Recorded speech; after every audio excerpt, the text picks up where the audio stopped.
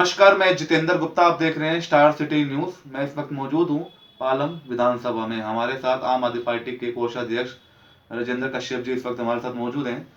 Sir, आपका स्वागत है। राजेंद्र जी, मेरा आपसे पहला सवाल है कि आपकी जो राजनीतिक जर्नी है आम आदमी पार्टी में, किस प्रकार आपका जुड़ाव हुआ सर? आम आदमी पार्टी में जुड़ाव तो क्या, हम तो सत्याग्रही लोग हैं। हम सत्याग्रह से निकल के और धरना प्रदर्शन से निकल के अन्ना जी के आदेश के अनुसार हमने धरना प्रदर्शन किया और वहाँ से रामलीला मैदान से हम लोगों का जी। संगठन जुड़ा। जी सर, तो क्या आपने अब तक सर परिवर्तन देखा है दिल्ली में जब से बनी है सरकार केजरीवाल जी की? जी, क्या क्या आप बताना चाहेंगे जनता में, क्या परिवर्तन देखने को मिला? देखिए, जब से हमारी सरकार बनी है, हमारे 3 टेन्योर हो गए हैं। हम तीनों टेन्योर में हमने कोई भी काम ऐसा नहीं छोड़ा जो आम पब्लिक के लिए परेशानी का सबब बना हुआ था। और हमने सभी एक एक पॉइंट पे हमने काम किया। हमारे मुखिया माननीय अरविंद केजरीवाल जी हैं, जिन्होंने अपनी आईआरएस की नौकरी छोड़ के समाज सेवा का काम लिया और एक हर दिल को छुआ, हर दिल की ज़रूरतें, उसकी दैनिक ज़रूरतों को ध्यान में रखते हर चीज़ पे काम किया गया। सर, कोविड-19 के दौरान जब पालम विधानसभा में आम जनता उन समस्याओं में जूझ रही थी महामारी से, उस समय आपकी क्या सेवाएं रही सर? कोविड-19 में हमारे लिए एक जिस तरह से ये पेंडेमिक हमारे लिए एक बीमारी आई, हमारे इस पूरे देश को और पूरे संसार को उसने घेर लिया। जी जी। उसमें हमारी मुखिया जो हमारी एमएलए हैं बहन भावना गौड़ जी के आदेशानुसार जी सर। हमने सबसे पहले ड्यूटी लगाई कि जो पका हुआ खाना आता था, भोजन, बिल्कुल। हमारा भोजन जो आता था, उसको हमारी विधानसभा के 9 स्कूलों में ये डिस्ट्रीब्यूशन हो रहा था। हमने 9 के 9 स्कूलों में उसका डिस्ट्रीब्यूशन चेक किया। मैं अपनी गाड़ी में 24 घंटे अपनी वेइंग मशीन, जो तोलने वाली मशीन होती है, वो रखता था। ओके। और शुरू के 1-2 दिन तो खाना थोड़ा कम ज़्यादा आया।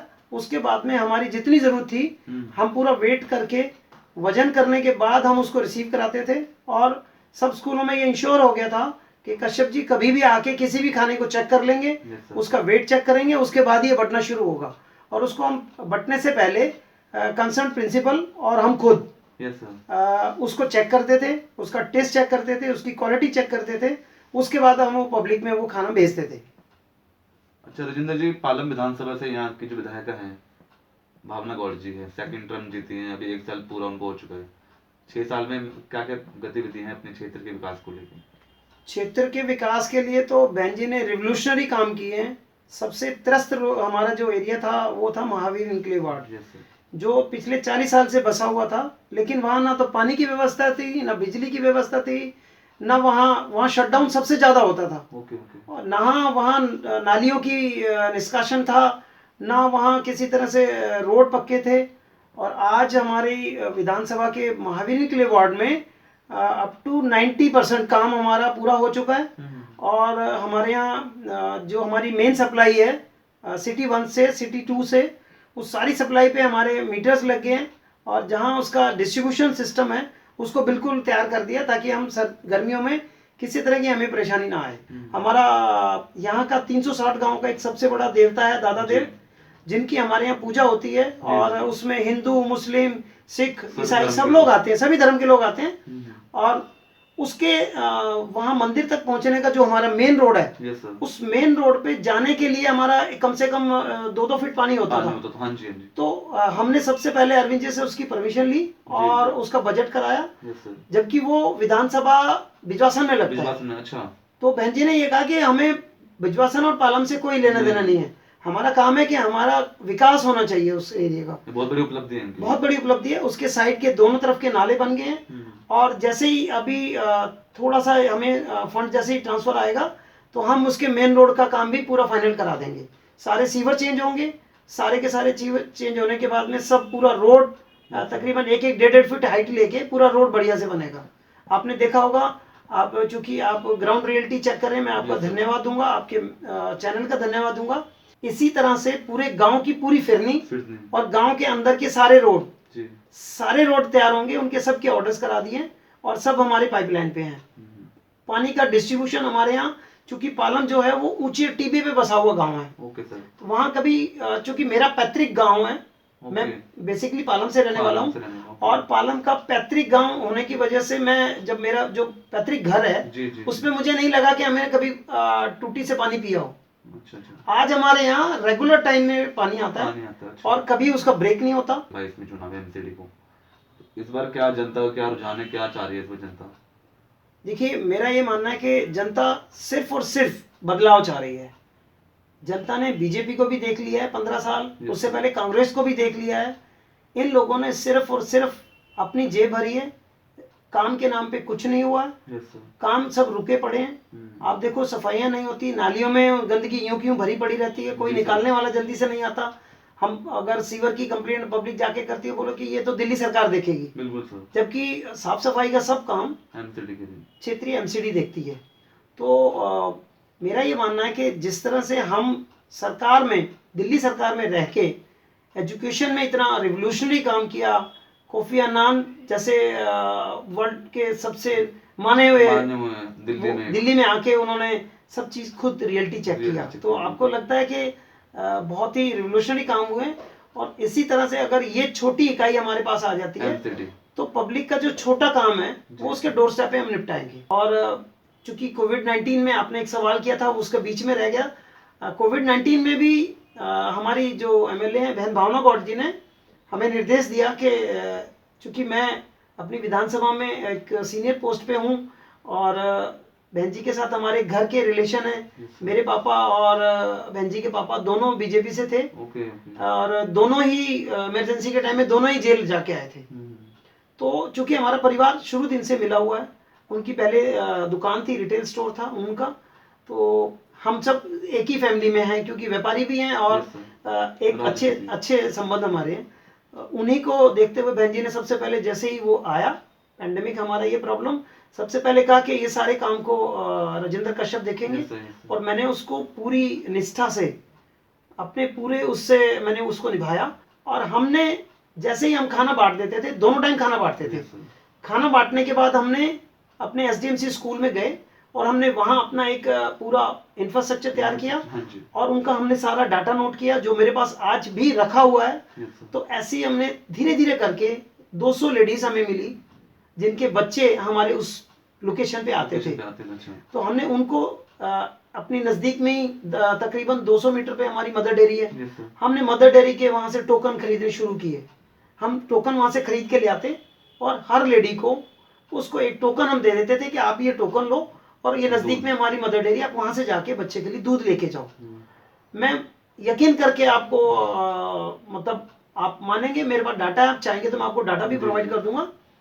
उन लेडीज ने, मतलब उनकी आंखों में पानी आ गया जब हमने ये इतना बड़ा काम डिसाइड किया और उसमें सबने सहयोग दिया। अच्छा राजेंद्र जी, बताएंगे अब जैसे आपको पार्टी अगर मौका देती है एमसीडी चुनाव को लेके जी, पालम विधानसभा से, तो आपकी कोई तैयारी चल रही है किसी क्षेत्र से? जी देखिए, अभी तक तो हम सिर्फ समाज सेवा में लगे हैं। अगर माननीय अरविंद केजरीवाल जी का, भाई संजय सिंह जी का और हमारी जो एमएलए हैं हमारी बहन भावना गौड़ जी का जैसा आदेश होगा और जिस भी वार्ड के लिए वो बोलेंगे कि आप यहाँ से नहीं, आप यहाँ से तैयारी करें, हम सिर्फ समाज सेवा में ध्यान दे रखें।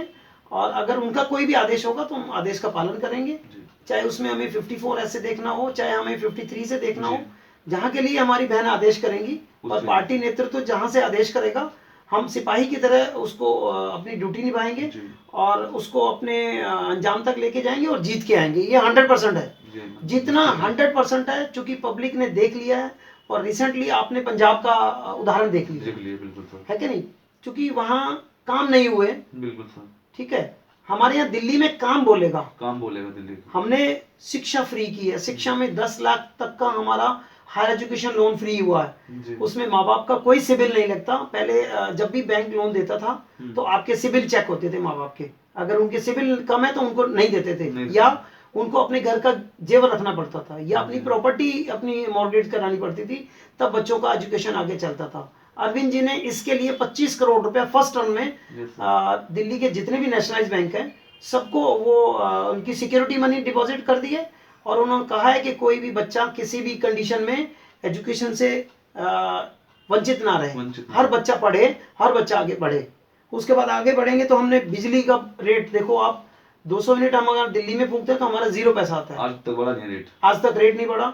रेट ना बढ़ने का कारण है कि अरविंद जी ने आने के बाद उन पे ऑडिट कराया, हमें वाईफाई फ्री मिल गया है। दुर्घटनाग्रस्त जितने भी, अगर मान लो खुदा ना खास्ता किसी का एक्सीडेंट हो जाता है तो जो दुर्घटना हुई है उसमें जो दुर्घटनाग्रस्त है उसको मदद करने वाले को भी 2000 रुपए। पहले क्या होता था, आदमी रोड पे पड़ा पड़ा तड़फता मर जाता था, कोई उसको उठाने वाला नहीं होता था, क्योंकि पुलिस के इतने सख्त कानून है कि उससे 50 सवाल करते थे।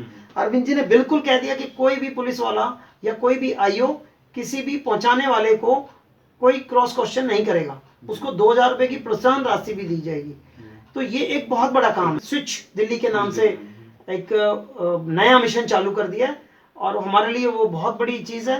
उन्होंने बिल्कुल शब्दों में, खुले शब्दों में कह दिया कि जितनी भी हमारी इलेक्ट्रिकल व्हीकल्स आएंगी उन सब के लिए विद इन 10 to 15 डेज में सबके जो ना चार्जिंग पॉइंट्स लग जाएंगे। उनके टेंडर खोल दिए और उनके चार्जिंग पॉइंट्स लग जाएंगे और उनको हर 200 मीटर के बाद आपको चार्जिंग पॉइंट मिलेगा। और जितना भी उनका रोड टैक्स है, रोड टैक्स फ्री होगा। उन पे जो टैक्सेस लग रहे हैं गवर्नमेंट के, उन टैक्सों को भी फ्री किया जा रहा है, ताकि ज्यादा से ज्यादा, क्योंकि हमारा देश, हमारी दिल्ली में पॉल्यूशन का लेवल सबसे ज्यादा है और पॉल्यूशन के लेवल में हमने ऑड-इवन भी करके देखा। उसके बाद प्रॉब्लम आएगी, हमारी बाहर से पराली आ जाती है, उस सब के लिए भी अरविंद जी ने काम किया। पराली को भी एक हमारे दिल्ली के जो हमारा जो रिसर्च सेंटर है इंदरपुरी में, उसको भी उन्होंने इजाद कराया और वो 15 दिन में वो खाद में कन्वर्ट हो जाती है। उसका भी हमने रिवोल्यूशनरी काम कर दिया ताकि वो पराली जलाने की जरूरत ही ना पड़े। देश के लिए एक नया उदाहरण दिया कि पराली से जो प्रॉब्लम आ रही है उसको भी आप इसी डोर स्टेप पे, जहां किसान ने उसको इकट्ठा किया है, वहीं आप उसको खाद में कन्वर्ट कर सकते हैं। ये एक बहुत बड़ा काम उन्होंने करके दिया। धन्यवाद आपका सर। जी धन्यवाद। तो ये हमारे सीधे बात राजेंद्र कश्यप जी से, स्टार सिटी के साथ मैं जितेंद्र गुप्ता।